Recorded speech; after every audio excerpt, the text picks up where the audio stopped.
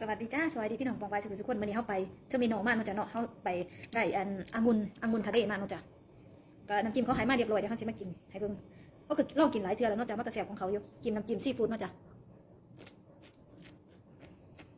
แซ่บพี่น้องนี่จะเป็นกรอบๆเข้มๆเนาะจ้ะน้ำจิ้มเขาสิเฮ็ดแบบว่าเดี่ยวอย่างเดียว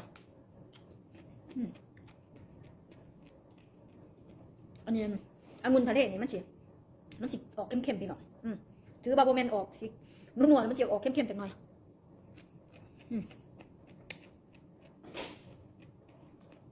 แต่กันคนมากกับบาเสียจะคอยบาเสียมันสิกรอบๆมันสิแตกไม่ปากมันจ้ะ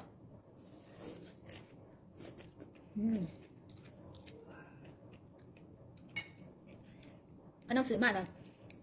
เอาไปกินได้เอาไปเก็บไว้ในตู้เย็นกับบาเสียพี่น้องต้องกินให้เบิดกินในเบิดตัวเดียวด้วย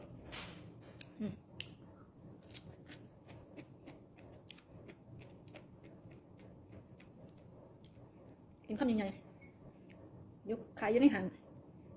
หลายพี่น้องบอกอาหารทะเล